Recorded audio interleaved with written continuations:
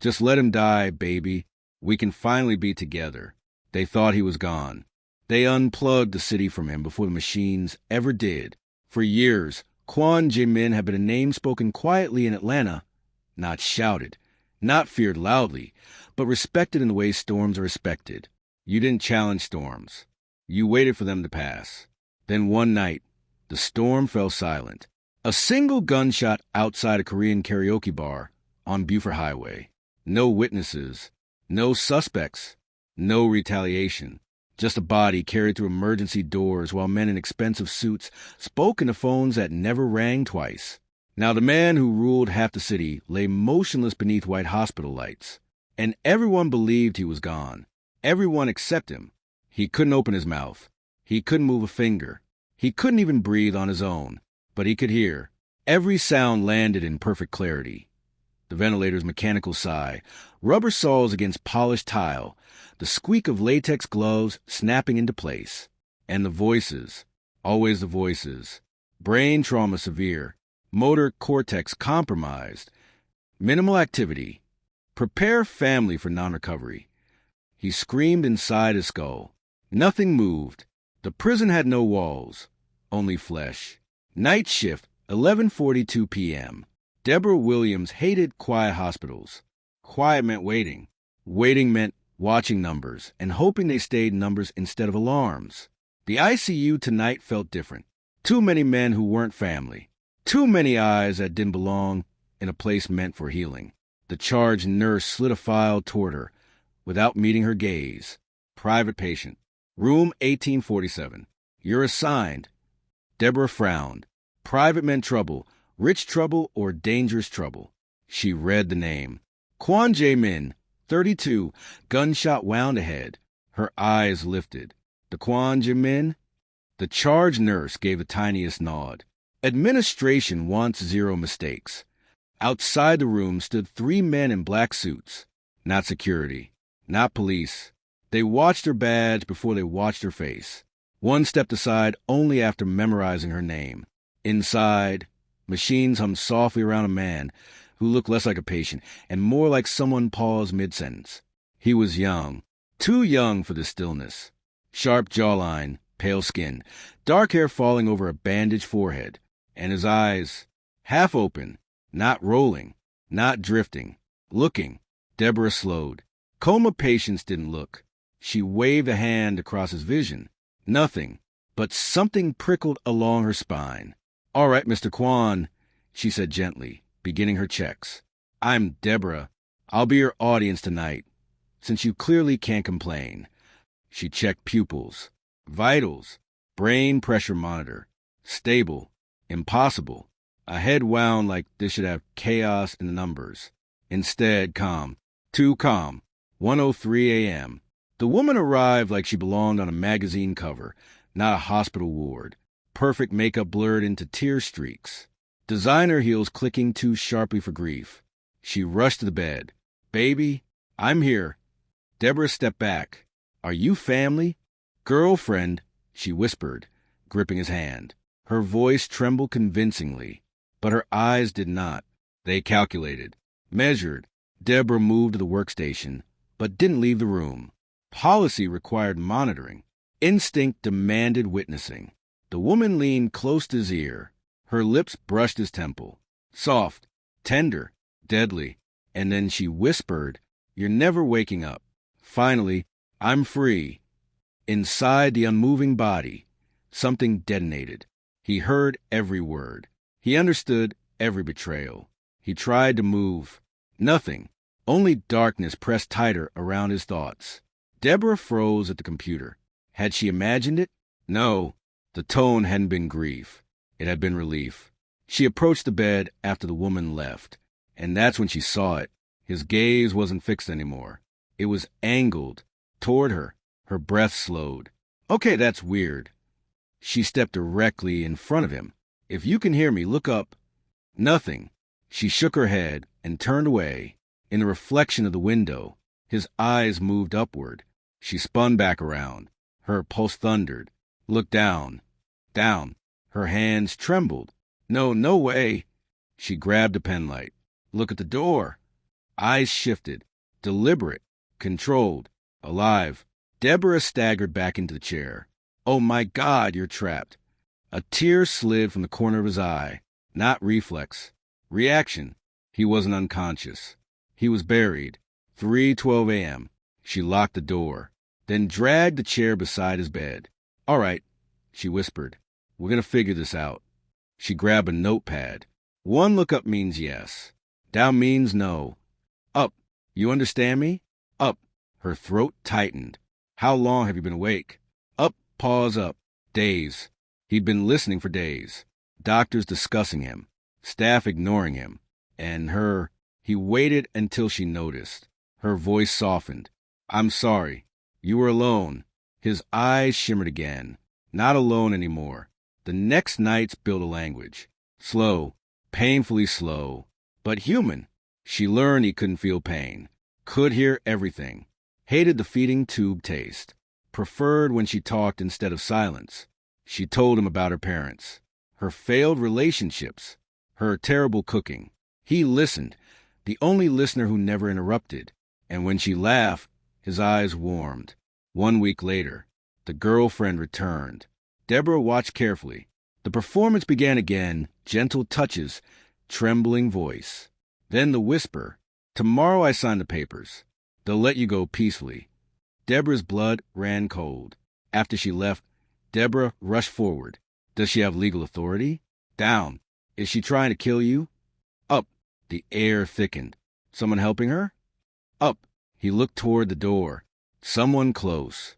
Someone trusted. Betrayal layered over betrayal. Deborah swallowed. I won't let her. His eyes locked onto hers. And in them, certainty. She believed him. More frightening, she cared. By the end of the second week, the most feared man in the city trusted only one person. The woman who saw him when he didn't exist. And outside the door, the people who wanted him dead were growing impatient. Hospitals have a rhythm at night. Machines breathe.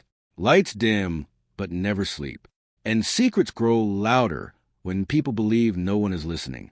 Deborah learned the rhythm of room 1847 faster than she learned the rest of the ICU. Not because of the monitors, because of him. By the third night after discovering his awareness, she stopped speaking to him like a patient. She spoke to him like a person trapped behind glass. Okay, she whispered at 2:14 a.m., pulling her chair closer. We need a better system than guessing. She held up her pen. 1 blink. Yes. 2 blinks. No. He stared. Nothing. She waited. His eyes moved up once. She exhaled softly. Good. We're getting smarter. She wrote letters on paper, pointing slowly. A, B, C. When she reached J, his eyes flicked sharply. You're confirming your name? Up. It felt absurd.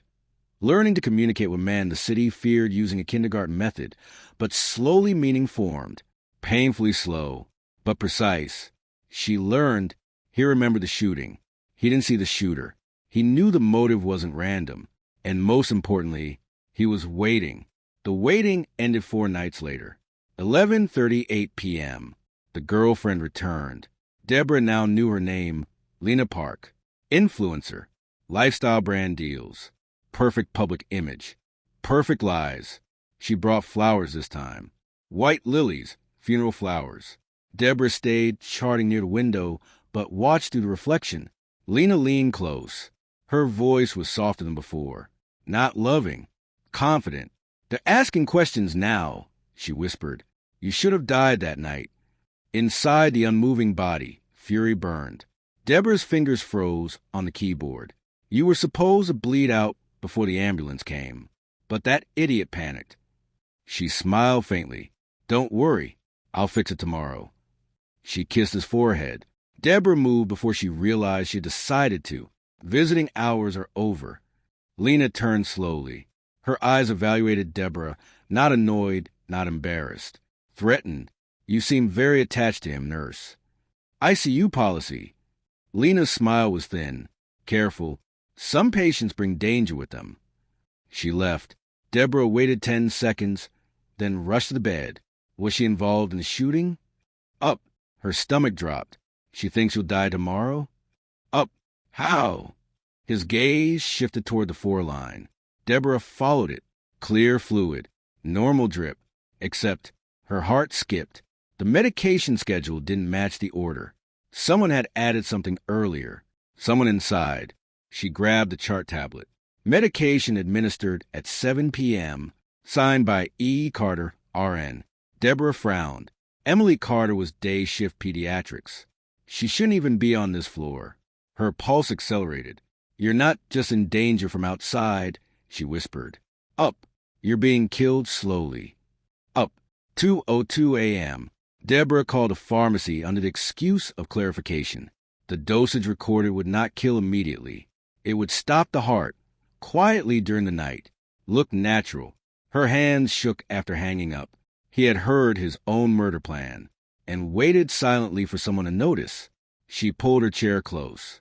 I need to know something, she said softly. Is someone from your organization helping her? His eyes stayed still for a long time. Then, up. She swallowed. Someone important? Up. He looked toward the door again. The same direction as before. The man always stationed outside. The tall one. Min Jun. Deborah's heart pounded. You suspect him? He blinked twice. No. Relief flooded her. Then he doesn't know. Up. Meaning. An insider he trusted, not the protector outside. The next evening, Deborah didn't go home after shift. She slept in the staff lounge. If the next attempt was tomorrow, she wouldn't leave him alone. At 4:26 a.m., it happened. The door opened quietly. A nurse walked in. Blonde. Masked. Cap low. Too cautious. I'm here to administer overnight potassium correction. Deborah stood instantly. That's my patient. Doctor's order. Show me. The nurse hesitated. Too long. Deborah stepped closer. The badge read, Emily Carter, but the eyes weren't the same. And Emily Carter never worked nights. Deborah's voice went flat. Put the syringe down. The woman turned to leave. The door burst open. Min Jun moved faster than she could blink, pinning the woman against the wall, wrenching the syringe away. The metal tray crashed to the floor. Who sent you? He asked quietly. The woman trembled. I was paid. I swear, I don't even know him. Deborah grabbed the syringe. Clear liquid. She tested it with a strip. Her stomach dropped. Potassium chloride. Massive dose. Instant cardiac arrest. She looked at the woman. Who hired you? Tears spilled. A woman rich. Korean, she said he was suffering. Min Jun's expression hardened into something lethal. Lena. Silence filled the room. Behind them, machines continued breathing for a man who heard every word of his own execution attempt. After security removed the imposter, Deborah sat beside the bed shaking. That was close, she whispered. His eyes stayed on her. Not panicked. Focused. Grateful. She hesitated, then placed her hand over his. I know you can't feel it, she said softly, but I need you to know you're not alone in this. His gaze softened. For the first time since she met him, he looked calm. Outside the room, Min Jun made a phone call in Korean. His voice was low, controlled, dangerous. Inside the room, Deborah leaned closer. We stopped this one, she whispered. A pause. But whoever betrayed you won't stop. His eyes moved once. Up, he agreed. And for the first time, she understood she wasn't just a nurse anymore. She was the only witness keeping a powerful man alive long enough to fight back. And the people trying to kill him now knew someone inside the hospital was protecting him. Morning light always lies in hospitals. It pretends things are normal. Pretends a night never happened. But Deborah had stopped believing mornings. Because at 6:10 a.m., after the failed poisoning, she realized one truth. Someone powerful wanted Kwon Jae-min dead. Not quickly, but quietly. And quiet murders require planning, which meant the attempt wouldn't stop. Min Jun did not leave his post that day. Not for food, not for rest. The hallway outside room 1847 became territory. Every nurse was verified. Every doctor questioned. Every janitor watched. Administration protested for 2 hours, then stopped when legal threats appeared. By evening, the ICU understood The man in 1847 was not simply a patient. He was a battlefield. Deborah closed the blinds before speaking. "We need names," she said softly. She placed a tablet beside him. Photos Min Jun had provided earlier. A group photo. 12 men in tailored suits. The inner circle. She pointed to the first. "Do you trust him?" 2 blinks. "No." "Next." "No." "Next." "No." Then she pointed to a silver-haired man with a calm smile. Before she finished the question, his eyes snapped upward. Sharp, immediate, not fear, recognition. Her pulse quickened. "That's him." She swallowed. "You're under, boss?" Up. The air felt heavier. "Is he working with Lena?" Up. Deborah leaned back in the chair. The betrayal landed heavier than the gunshot ever had. A lover could betray greedily, but a second-in-command betrayed strategically. This wasn't romance. It was succession. That night, she brought Min Jun inside. He stood beside the bed, jaw tight. "You found him?" Deborah nodded. She held up the photo. Jaemin's eyes moved upward again. Min Jun stared at the man's face. Kang Daehyun. The name sounded like something breaking. "He raised me," Min Jun whispered. "He taught me loyalty." Jaemin's gaze softened toward him, then moved downward. "No, not your fault." Min Jun looked away briefly. Then when he looked back, the emotion was gone, replaced by cold calculation. "He won't act immediately now," Min Jun said quietly. "The failed attempt means he'll confirm death another way." Deborah frowned. "How?" Min Jun answered without hesitation. "He'll come himself." The trap formed quickly. Doctors were informed only partially. Security risk. Administration protested again. Ignored again. Deborah kept working her shift. But now every action was deliberate. Every chart entry staged. They wrote notes suggesting decline. Neurological reflex worsening. Brain response minimal. A dying man. Bait. 2 nights later, 1:26 a.m. The elevator opened. A man stepped out calmly in a dark coat. No panic. No hurry. The confidence of someone visiting property. Min Jun watched from the end of the hallway. Without moving, Kang Daehyun approached the room. He carried no weapon. He didn't need one. He expected a corpse. Deborah stood inside, pretending to check 4 levels. He entered quietly, looked at the bed, and smiled.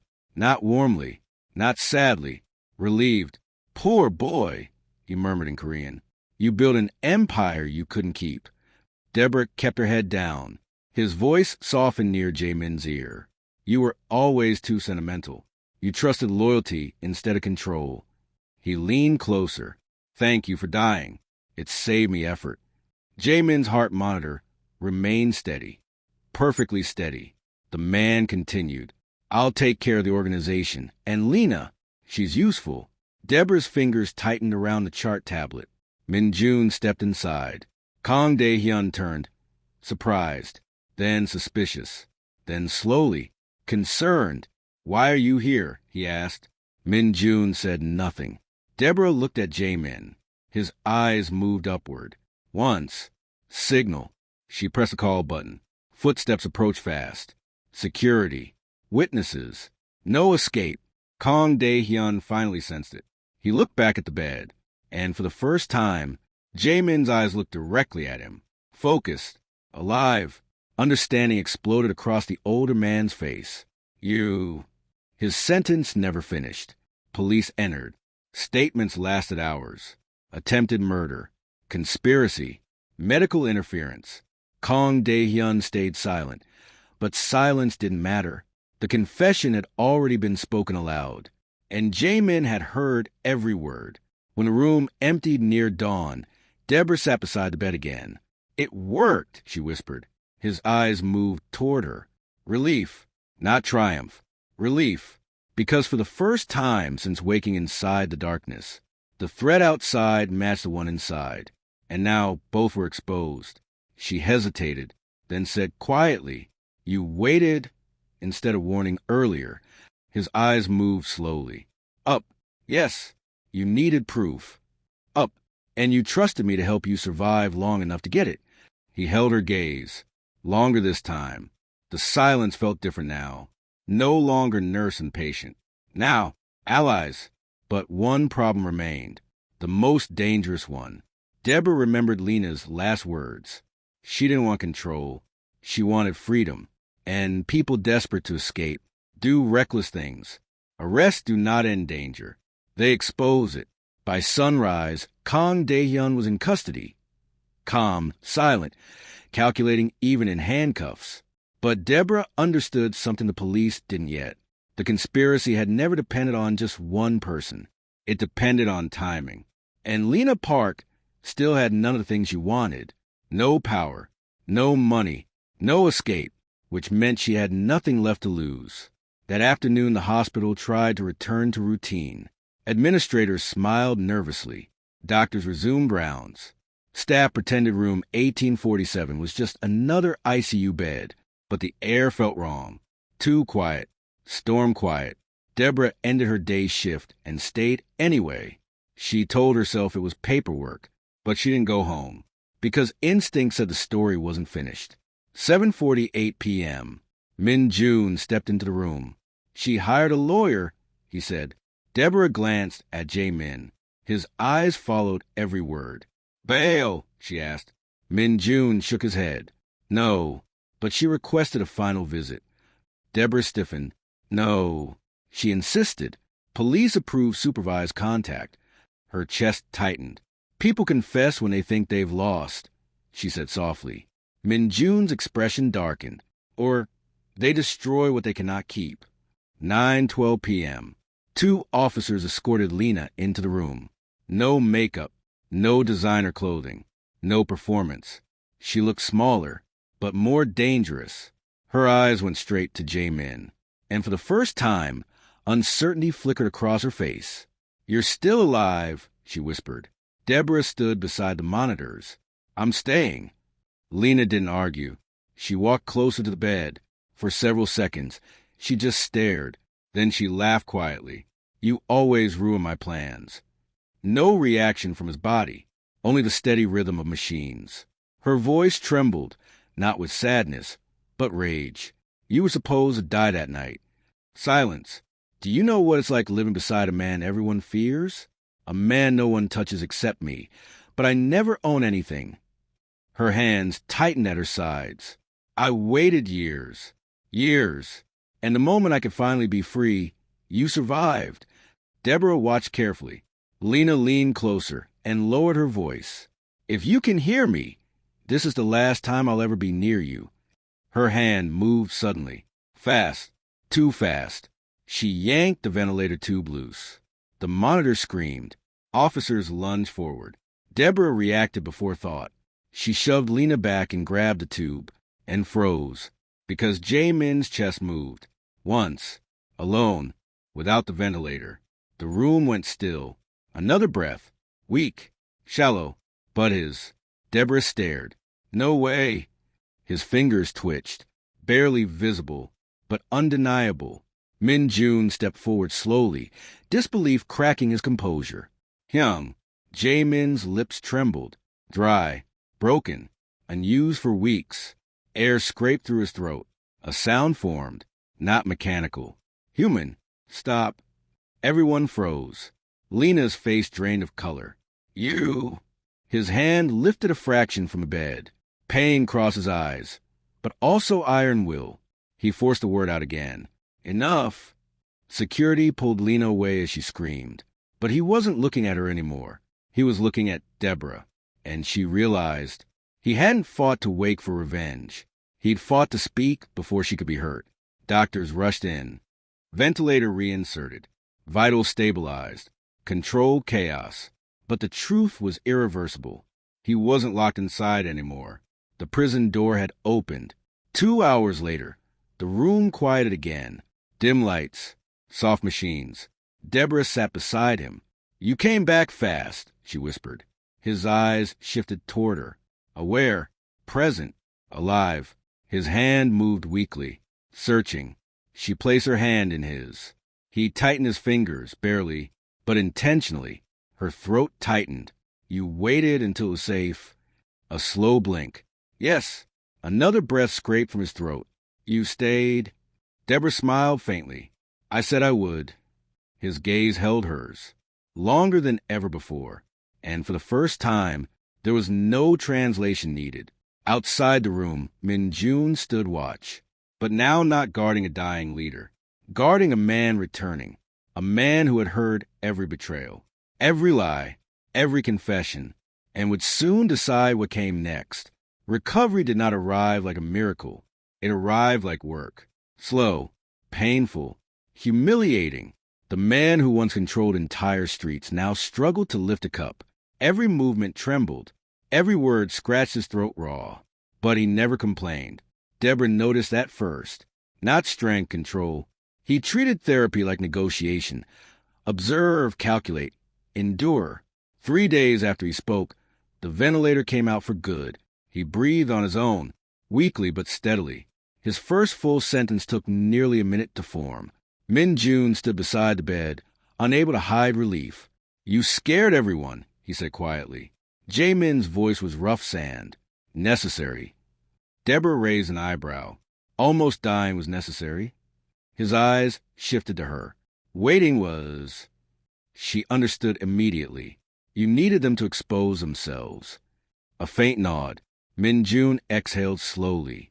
You used yourself as bait. Only way. No anger in his voice. Only fact. The police visited daily. Questions about the shooting. About Kang Dae-hyun. About Lena. Jae-min answered little. Not avoidance. Precision. He gave only what ensured prison. Not revenge. Deborah noticed that too. You're letting the law handle it, she said one night while adjusting his medication. He studied her before answering. You asked. She stilled. I never. Hospital, no blood. Memory struck her. Her request weeks ago, made to a man who couldn't even move. You promised no violence here. He kept it. Her chest tightened unexpectedly. Physical therapy began next. Standing took 2 nurses in 5 minutes. His legs nearly collapsed. Frustration flashed across his face. First real emotion she'd seen from him since waking. Deborah folded her arms. You ruled the city. You can survive leg day. A faint breath of something like a laugh escaped him. Cruel nurse. Motivational nurse. He tried again. This time lasted 3 seconds longer. Nights became quieter. No conspiracies. No assassins. Just recovery. And conversation. Real conversation. Slow, broken sentences. But honest. He learned she hated coffee, but drank it anyway. She learned he couldn't sleep in silence anymore. One night at 2:03 a.m., he watched her reading beside his bed. Why stay? She didn't look up. You were my patient. He waited. She sighed. And you listened. He held her gaze. Many nurses. She closed the book. But you weren't talking to them. Silence settled. Then he said it. You spoke like I existed. Her throat tightened unexpectedly. You did. He shook his head slightly. Before you knew. She had no answer. Because he was right. She had talked to him before proof. Before our movements. Before certainty. She never treated him like absence. And somehow, that mattered to him more than survival. Later that week, he asked for a mirror. Min Jun hesitated before handing it over. Jae-min studied his reflection. Thinner face, healing scar, unfamiliar weakness. No anger, only acceptance. Alive is enough, he murmured. Deborah leaned against the counter. That's not something men like you usually say. He looked at her through the mirror. Men like me never stop dying. She didn't fully understand, but she felt the truth in it. Discharge day arrived 2 weeks later. He could walk slowly with a cane, speak clearly, eat real food again.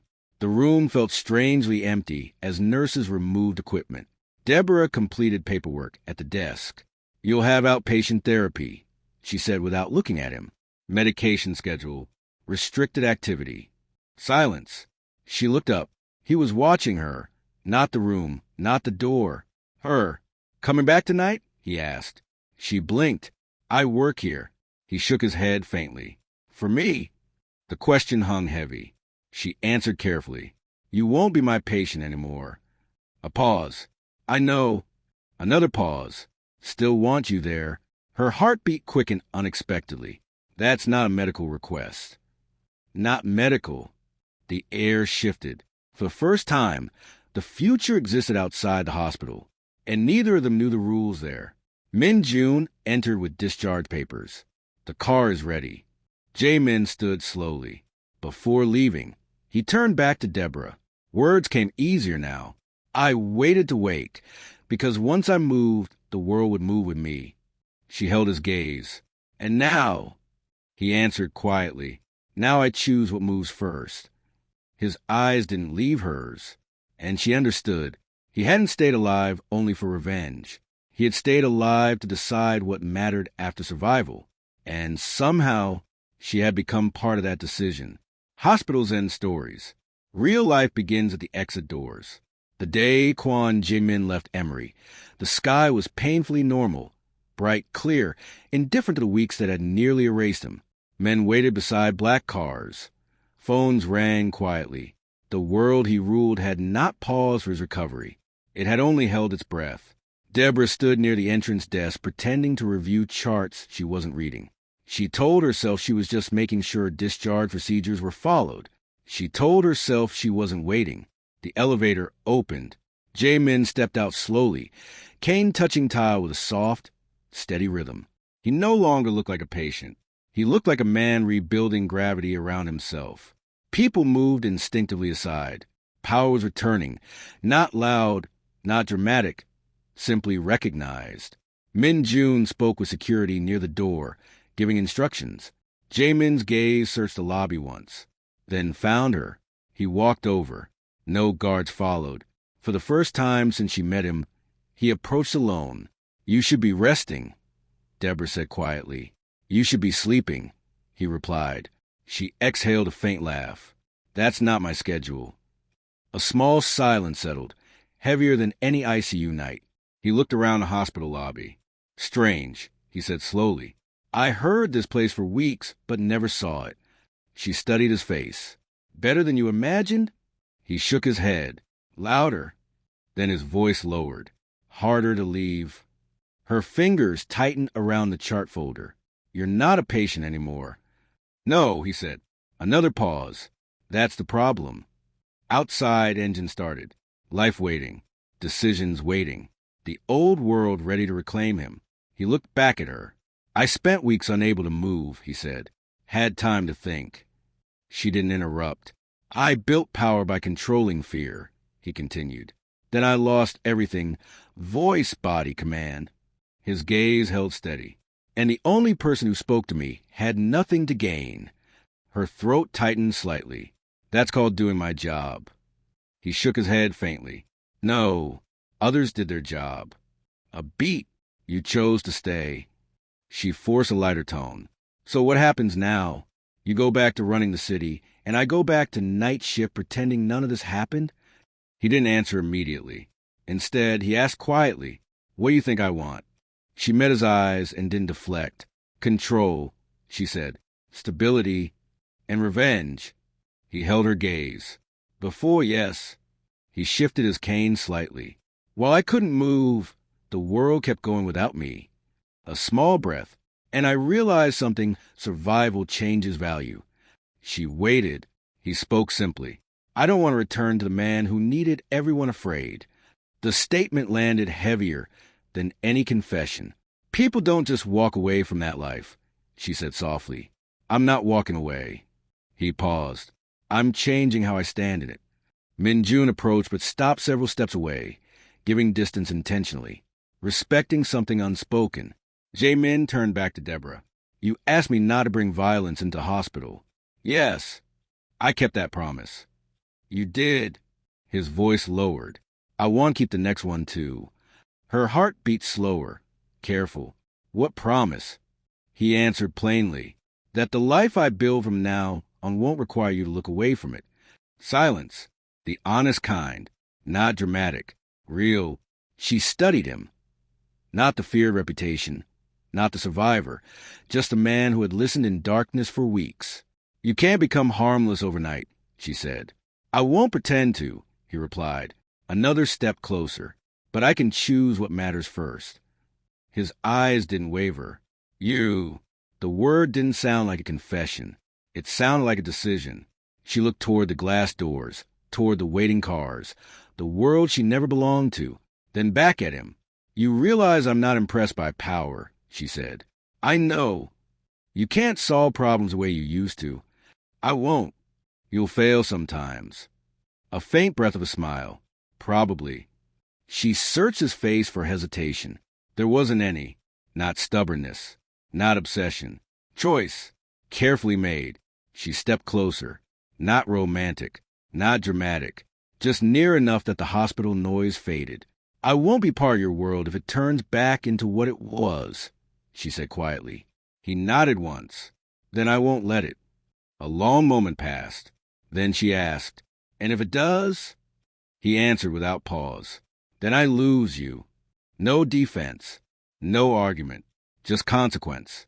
Min June opened the car door outside. Time resumed. Deborah took a slow breath.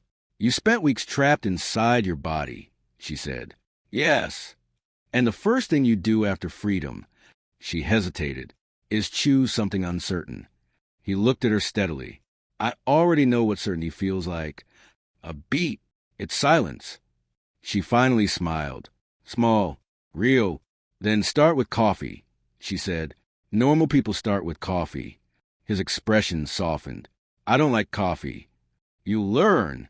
Only if you teach. They walked toward the exit together. Not into his world. Not into hers. Just forward. Outside, the city moved as always. Unaware a war had ended quietly inside a hospital room where a man couldn't move and a nurse refused to treat him like he was gone. Some stories begin with gunshots. Theirs began with listening and continued with choice.